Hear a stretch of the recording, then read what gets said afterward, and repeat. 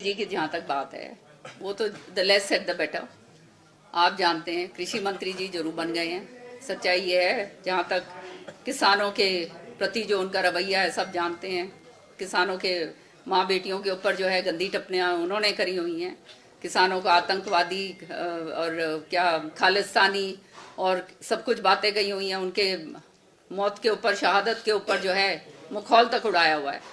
और ये ऐसी बातें जब करते हैं तो मुझे जो है बड़ी शर्म आती है, क्योंकि ये जो पाइपलाइन आप जो है सारी पाइपलाइन दबाइए ना, उनको क्यों दे रहे हैं? तब तो हम वाहवाही करेंगे।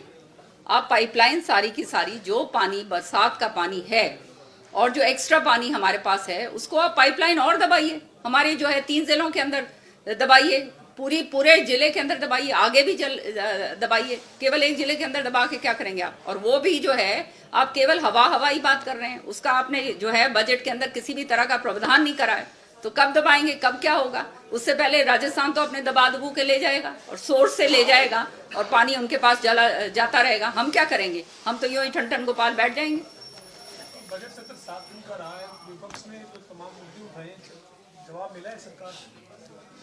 देखिए, बजट सेशन में जो है सरकार अपना बात रखती है और जो है विपक्ष का काम होता है कि असलियत को सामने लेकर आया जाए। वो हमने करा है। आपने देखा ये तो वो जो है खाना पूर्ति वाला काम करा जाता है। हर चीज़ के ऊपर जो है जो हालात आज के दिन हैं हरियाणा के अंदर, किसी से छुपे हुए नहीं हैं। बहुत कर्जे, ज़बरदस्त कर्जे के अंदर हम डूबे हुए हैं। आंकड़ों के साथ जो है विधानसभा के अंदर जो है मैंने सारी की सारी बात रखी थी। ये पानी की बात भी विधानसभा के अंदर मेरी बजट स्पीच जो मैंने ओपनिंग स्पीच करी थी उसमें भी मैंने रखी थी। तो ये सारी बातें हैं सामने। आज के दिन जो हालात हो रहे हैं वो सब सामने हैं और उसके बावजूद जो है हम राजस्थान के ऊपर मेहरबान हो रहे हैं। ये हैरानगी की बात। मैडम जी, आपने आंदोलन की बात की, इसके लिए नहीं माना गया या नहीं? ये हरियाणा के लोग खुद खड़े होंगे जी, क्योंकि ये तो जो किसान है आज वैसे ही आंदोलित है। उसका जो एमएसपी का जो वायदा उसको दिया गया था, कहा गया था, जब उसके 3 काले कानून उसके ऊपर दागे गए थे और वो तीनों काले कानूनों को हटाया था, आंदोलन को हटाया था, जब एमएसपी का वायदा करा था कि उसको हम कानूनी दर्जा देंगे। आज वो जो 24 अपनी फसलों का जो एमएसपी मांग रहे हैं उसके ऊपर कोई बातचीत नहीं होती। एमएसपी की जो है ये बात करते हैं, लेकिन हम सब जानते हैं बाजरा जो है एमएसपी का जो है उसका रेट कितना था। ये सारे आप किसान आंचल के लोग हो, बाजरे का जो रेट था 2500 का था और जो है बाजार के अंदर कितने का बिका? 1700 1500 इस तरह से बिकता है। तो कहाँ से किसान को औने पौने दाम में जब कुछ मिलता नहीं है तो फिर वो बाहर बेचता है और उसके अंदर उसकी इतना नुकसान होता है।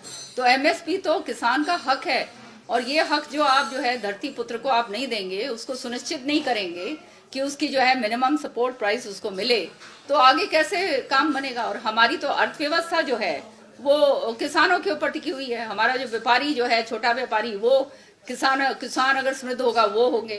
हमारा जो मजदूर है वो अगर किसान समृद्ध होगा तो वो आगे बढ़ेगा। इसी तरह से जो आम जनता है अगर किसान समृद्ध होगी तभी तो ये बुआंसी जैसे कहते हैं वो बाजार के अंदर आएगी। अगर वहीं पर किसान को ही आप जो है बिल्कुल ही जमीन पर लटा दिया, महंगाई इतनी हो गई है, हर तरीके से जो है आप उनके साथ जो है वो कर रहे हैं, जाती कर रहे हैं। जैसे डीएपी की खाद का कट्टा है वो भी जो है आपने 50 किलो से 40 किलो कर दिया है। महंगाई इसकी ये जो है आप लेने जाओ, बीज लेने जाओ, कुछ भी आप लेने जाओ, वो इतने महंगे हो गए हैं। आपने जीएसटी जो है सारे किसानों के प्रकरणों के ऊपर लगा दी है। तो ये सारी बातें जो हैं ये सबके सामने हैं। आज क्यों किसान आंदोलन कर रहा है? कौन अपना घर छोड़कर बाहर निकलता है? उसको जो वायदा करा गया था 3 साल पूर्व, इतनी शहादतें जहाँ दी थी, और अभी हमारा एक किसान भाई और मारा गया है और वो किसानों के सामने जो है कानून व्यवस्था तो हमारी इतना बुरी तरह से चरमरा रही है, लेकिन पुलिस सारी की सारी वहाँ पे तैनात कर रखी है, कीलें लगा रखी हैं, बैरिकेड लगा रखे हैं, ऊपर से ड्रोन जो हैं ड्रोन की प्रशिक्षा दे रहे हैं। और वो ड्रोन जो है मैंने तो विधानसभा में कहा कि वो जो है किसानों के ऊपर आंसू गैस के बॉम्ब, वो जो गोले हैं वो जो है उनके ऊपर दागे जा रहे हैं, छर्रे मारे जा रहे हैं। तो ये अपने लोग हैं, ये हमारे अपने हैं, अन्नदाता हैं। ये कोई वो नहीं है, पाकिस्तानी नहीं है, खालिस्तानी नहीं है कि बाहर से ये आ रहे हैं। ये तो अपना हक मांग रहे हैं और हक भी बड़ा अमन चैन शांति पूर्वक जो है। यहाँ पे उनकी सुनवाई नहीं हो रही, इसलिए वो दिल्ली कूच कर रहे हैं कि वहाँ कम से कम सुनवाई होगी जहाँ उनको वायदा करा गया था। और वो वहाँ पे मतलब एक बॉर्डर से दूसरा बॉर्डर, यहाँ से निकल के जाओ तो ऐसे लगते हो कि दूसरी कंट्री के अंदर जा रहे हो, इस तरह का हाल हो गया अपने देश।